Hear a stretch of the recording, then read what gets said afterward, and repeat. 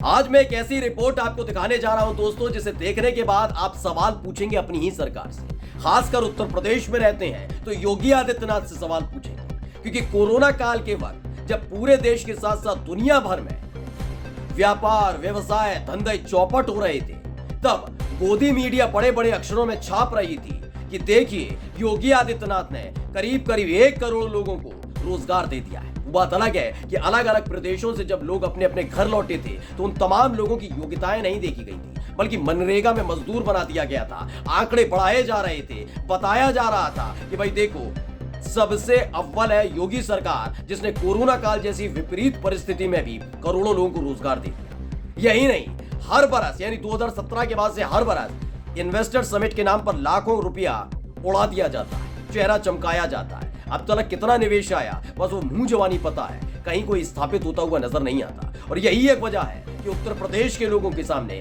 अब योगी आदित्यनाथ की सरकार ने एक बड़ा ऑफर रखा है। उस ऑफर को देखते ही आप समझ जाएंगे कि कैसा खेल करने की कोशिश की जा रही है, क्योंकि जहां आप कभी नहीं चाहेंगे, जिस देश के अंदर इस हालात में कभी नहीं चाहेंगे कि अपने बच्चों को, अपने लाडलों को भेजा जाए, वहां योगी आदित्यनाथ आपके बच्चों को भेजने की तैयारी कर रहे हैं। नमस्कार, मैं हूं प्रज्वल गौतम और आप देख रहे हैं सन टीवी। आपको तो पता ही है कि कैसे 7 अक्टूबर को यानी पिछले साल हमास और इजराइल के बीच संघर्ष शुरू हुआ। इजराइल पर लगातार हमले हो रहे हैं। इन सब के बीच एक बहुत बड़ी योजना निकाली गई गोदी मीडिया के मुताबिक कि सरकार के इशारों पर चलने वाली मीडिया और क्या करेगी। सबसे पहले वो वीडियो मैं आपको दिखाऊंगा, उसके बाद बताता हूं क्या कहा गया। पहले ये वीडियो देख लीजिए।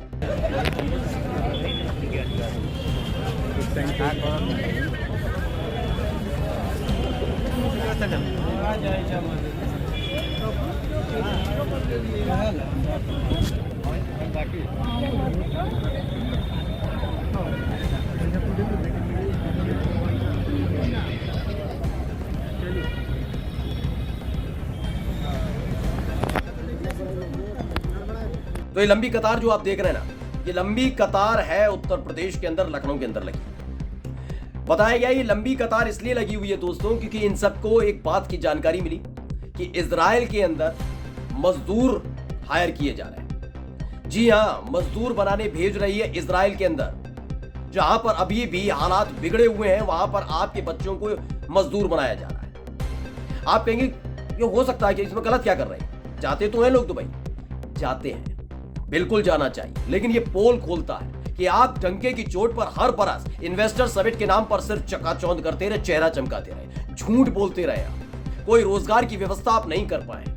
आपने हमेशा पकौड़े तलवाने का काम किया या फिर मनरेगा में मजदूर बनाने का काम किया, और उन्हीं आंकड़ों को आपने ज्वाइंट कर दिया और दिखाने की कोशिश की कि देखिए इतना रोजगार हमने दिया। ये कोई रोजगार उत्पन्न नहीं कर पाए।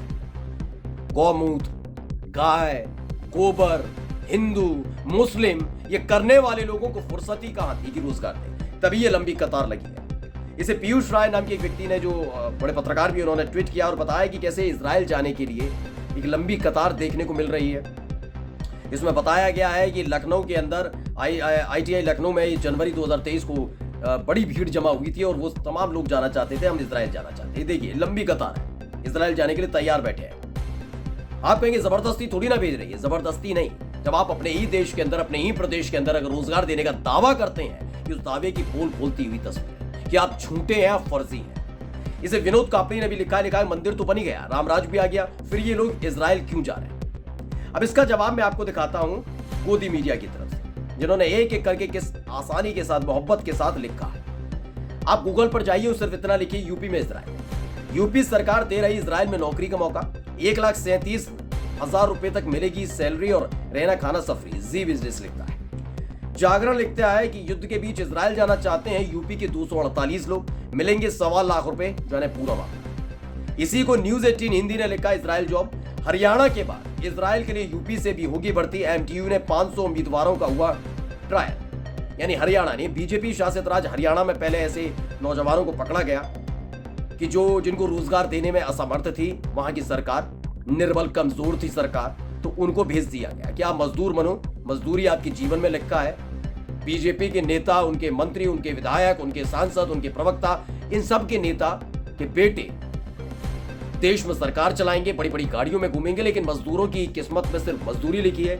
यहां मजदूरी करो या जहां बम गोला बारूद दागे जा रहे हैं, यानी इजराइल के अंदर, वहां जाकर मजदूरी करो, करनी है मजदूरी आपको तो जाइए, इतने लाख रुपए मिलेंगे। आगे क्या लिखा है एबीपी न्यूज ने, यूपी से 12,000 श्रमिक जाएंगे इजराइल, जंग के बीच कैसे होगी सुरक्षा। ये तमाम चीजें दिखाता जा रहा हूं आपको।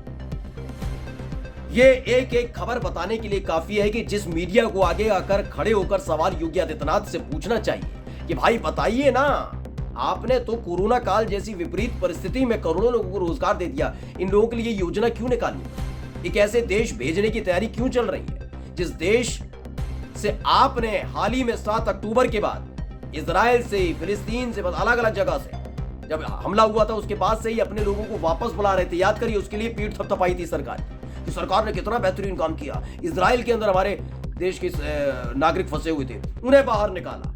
याद है, गूगल करके वो भी देख लीजिएगा, तब पीठ थपथपाई गई थी और उसी इजराइल में भेजा जा रहा है कि जाओ तुम्हारी किस्मत में मजदूरी है। ये पोल खोलती है, ये सरकार सिर्फ और सिर्फ झूठ बोलने का काम करती है। नमस्कार। सब्सक्राइब करें साम टीवी, क्योंकि हम आ गए हैं अब आपके बीच, दिखाएंगे सत्ता के वादों और अपराधियों के एक एक कारनामे की हकीकत।